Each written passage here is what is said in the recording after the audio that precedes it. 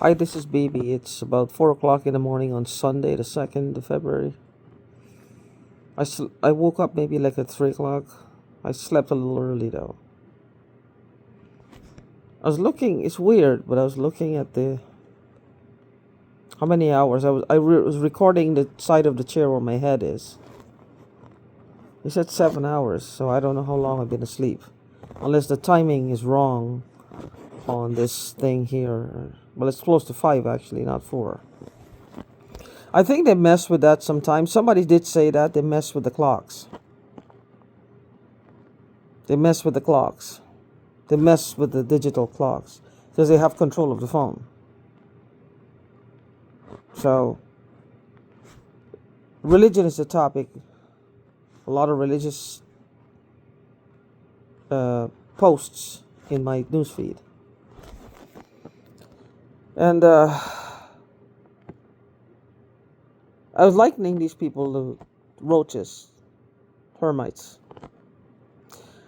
You ever notice termites, roaches, rats?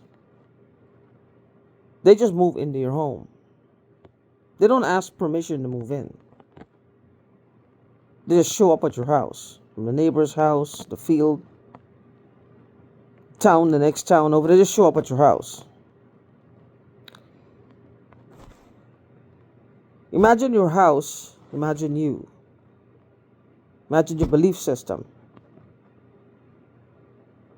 Imagine your mind is like a house that has different compartments, some made of concrete or different rooms, tiles,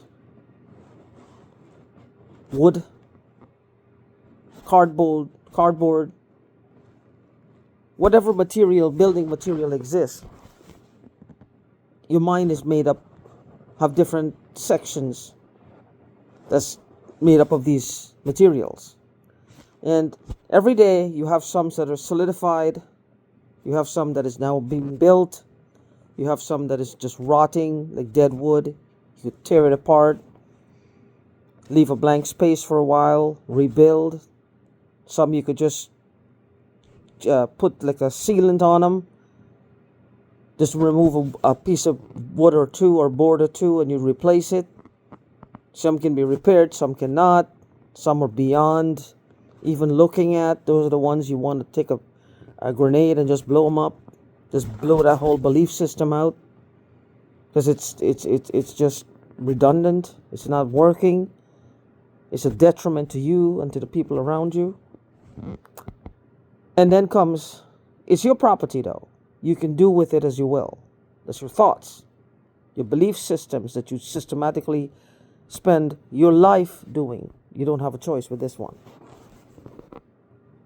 You don't have a choice with this one.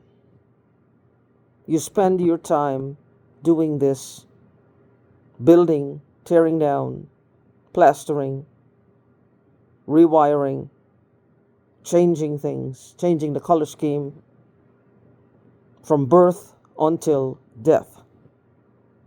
If you're alive, it's alive. You give it life. That's your belief system, which is made up of your thought process and how you perceive the information that you're processing as a thought. Because you process it many times, it'll become a belief system. And here comes the termites, the mind termites, the mind roaches, the mind rats, the mind ants, and start to tear away at what you're building and rebuilding. Now, they don't want you to add any rooms anymore. They don't want you to add any wings to this mansion that you have. They actually want it all to rust, or the board to rot, or the paint to peel off, or the concrete to chip and crack, or the tile to undo themselves. They are not dormant. They actually want this to happen. What you've already built. And no more rooms. Because you're too busy trying to hide within this house that I'm just describing. There's no safe rooms in there anymore. You're not safe in any of these rooms I'm just describing. They're chaos. The roof is blowing off. The flooring is leaving you. The walls are crumbling. There's earthquake after earthquake, shaking, tornadoes, volcanoes, storms, hurricanes on a daily basis. You don't have time to build anything. You're screaming in terror because you don't know what to do. And you've been gasped day and night. You're sleeping, go to sleep in the fear that someone is going to touch your body, or they're going to come and spray something in your nose. When you urinate, it's pure vinegar, not off-putting with a smell or a scent. Vinegar. I know what vinegar smells like. I've tasted vinegar. Vinegar. Or did you put it on your countertop? I don't have vinegar. I don't think I can ever own a bottle of vinegar anymore, for the sole purpose that I can't stand to look at it.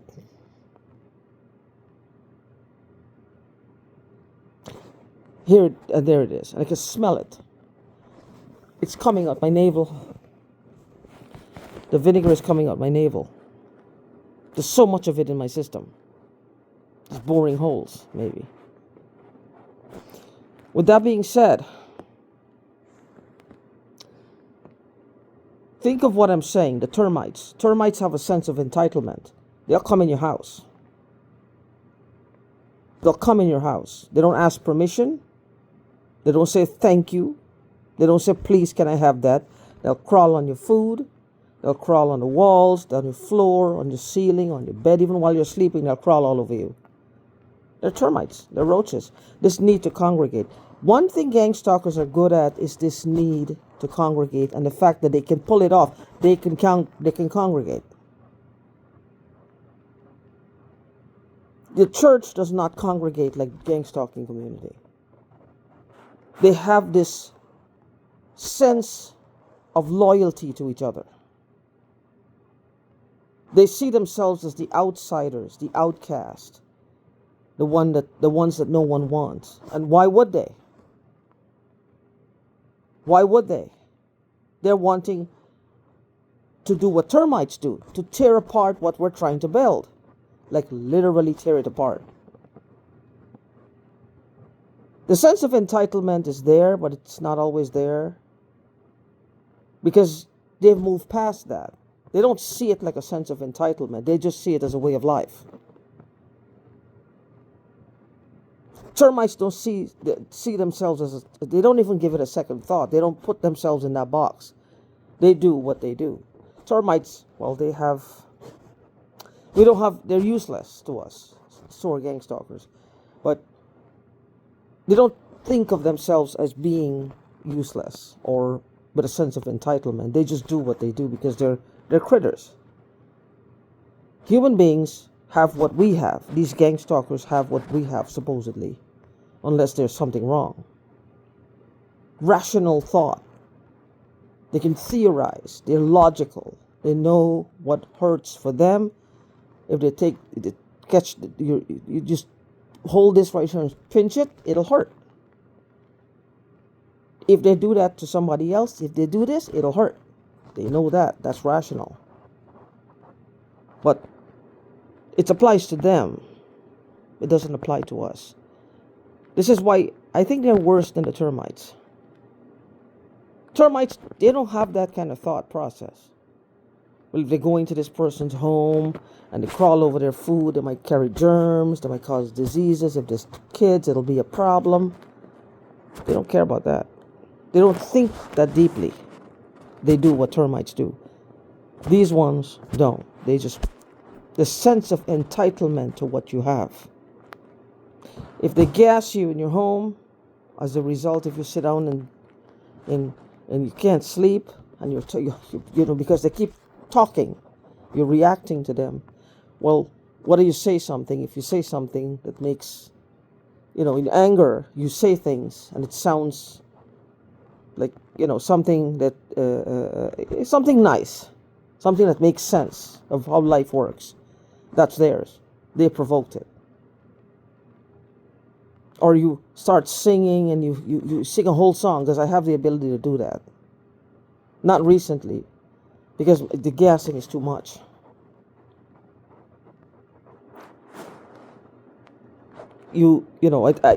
That's theirs as well, because they provoked it into existence. Provoked it. When this goes to court, they'll have to say how this came about. It's not so much what I did and what I said, it's how did they manage to do it? How did they instigate it? How did they cause it to happen? Like the creators, behind the scene creators. But this house of what I'm saying, the termites, think of the theory of it.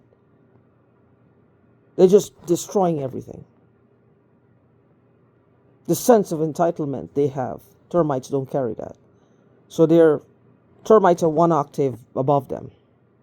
They have the ability to rationalize, know the difference between right and wrong, because they have to do other things in life. There's a balance.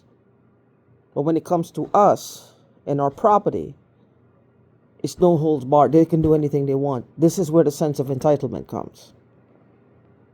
And nobody wants to stay alive and keep up appearances more than a gangstalker. We don't have the time for that anymore, because we're busy just trying to dodge gases, hackings, trying to keep a job, where everybody seems to be alienating us more and more and more. Because you'll find that people will move away from you.